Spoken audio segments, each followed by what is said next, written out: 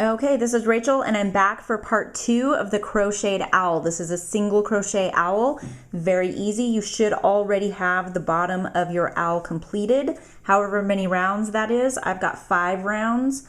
I've gone ahead and taken my little homemade stitch marker and put it aside because I'm not really concerned with how many rounds I get. I'm going to stop when I feel that my owl is tall enough. This is going to be the height. So what we're going to do is just start doing a regular single crochet around and around. So get going. This is something you can probably crochet in front of the television, and you're just going to keep on going. Don't stop. Don't worry about rounds. Don't worry about markers. What's going to happen is your edge is going to take a slight curve, and that's exactly what we want to happen because we want to start crocheting in an upward fashion. That's how we're going to get our cute little stuffed animal. Now relatively quickly you'll notice it will start to curve up, and that's how spiraling works. Once you keep your increases going and you slowly spread it out, you're accommodating this width as it goes out. Once you take those increases out, everything starts tightening up again, and that is what is going to bring us up where we want to be.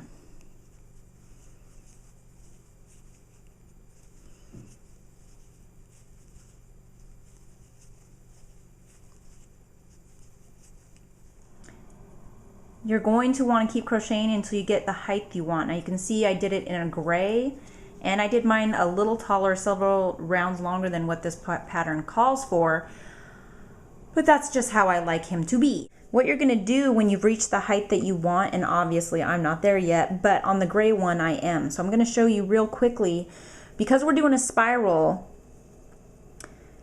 the round that we're working on is always gonna be higher than the previous round because we're not meeting up in a regular round. A regular round meets up exactly where it started and then chains up to compensate. So you're going around and meeting at the same height on every round. In a spiral, that is not the case. So when you end a spiral, I like to do what's called a stair step. Now a stair step works a lot better if you're doing a double crochet or larger.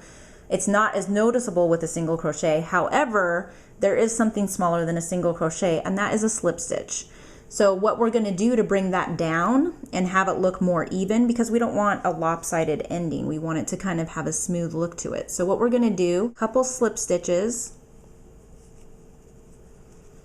and that actually, even if you only do 2 or 3, that really evens it out. And on the next one, just pull all the way through, and then that will give you a nice even edge. And if you're doing something like a double crochet or a triple crochet, you would do it in the same manner. Like on a triple crochet, you would go down 1 step to a double crochet and then do a half double crochet, you know, and slowly, gradually come down to a slip stitch. That's why I call it a stair step. That's not an that's not an actual term. That's just Rachel's term, stair step.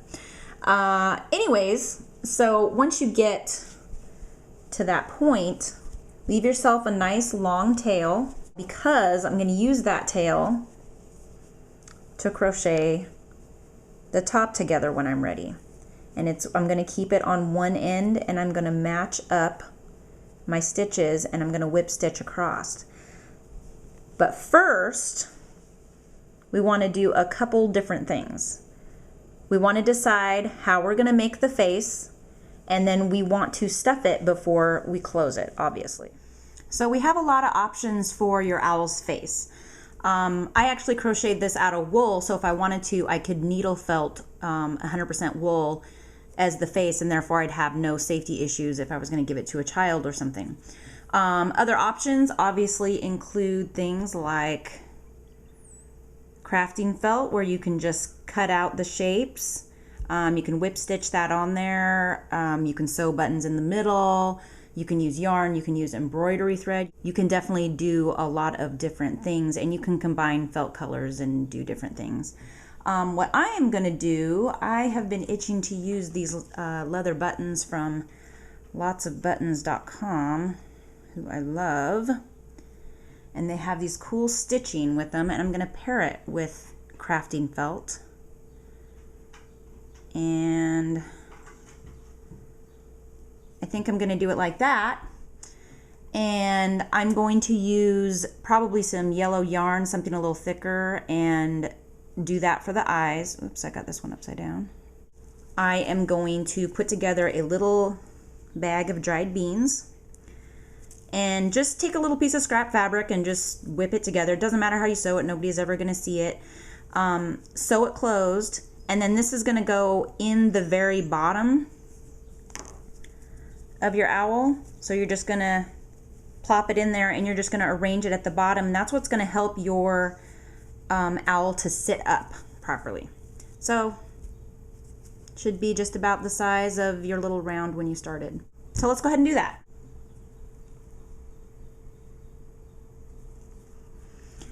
Now you want to keep in mind that the bottom is going to be flat. So if you kind of puff that up a little, you'll have a better idea of where the eyes should go. I like to put them up a little bit higher.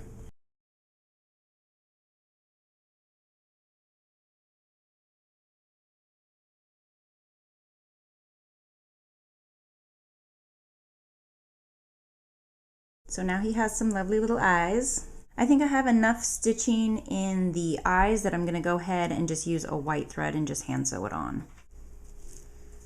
Okay, I got my little nose sewed on, eyes are on, and I've got my little bean bag put together. I just went ahead and stitched it closed, leaving the raw edge because nobody is going to see it anyway. Okay. So all we're going to do is take this and put it in the bottom.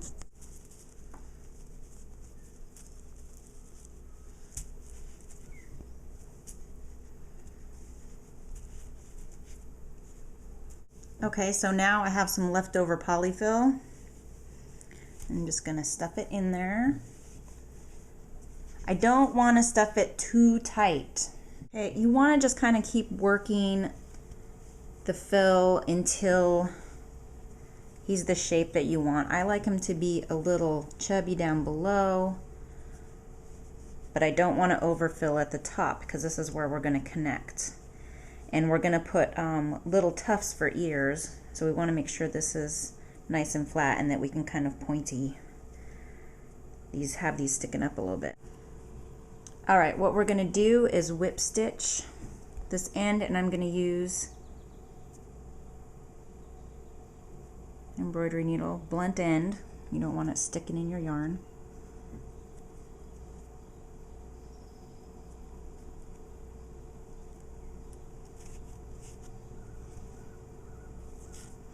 Okay, and all we're going to do is match up our stitches here, and we're going to go under the V on each side. If you don't know how to whip stitch, I have a video showing you exactly how to do it.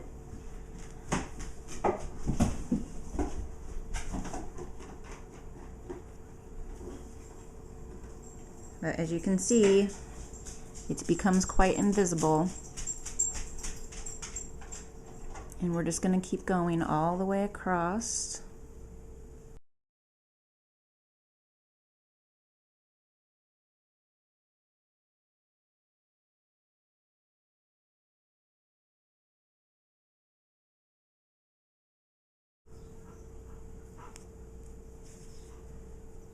Okay, last one. Actually, I'm going to go ahead and weave this in real quick.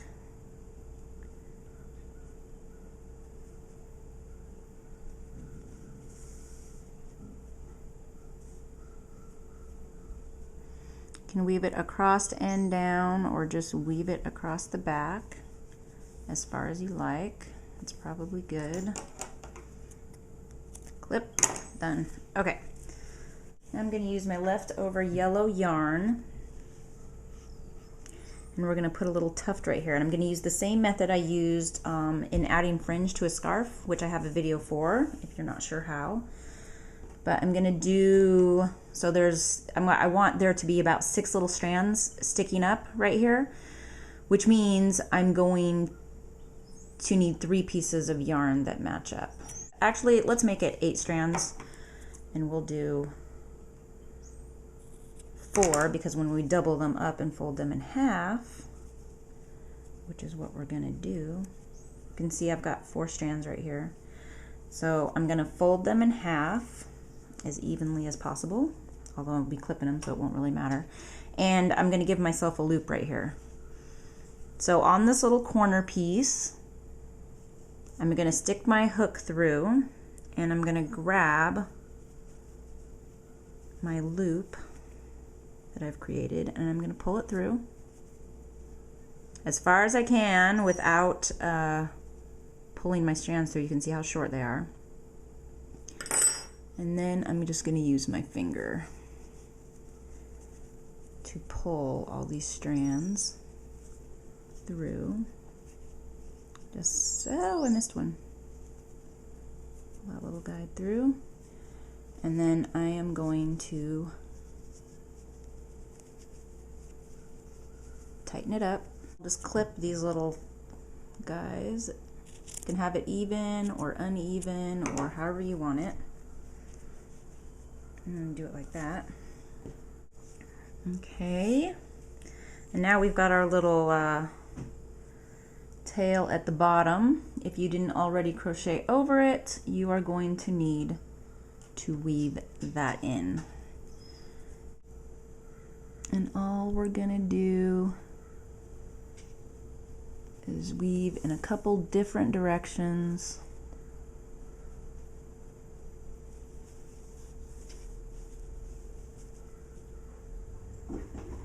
And you can follow the circle around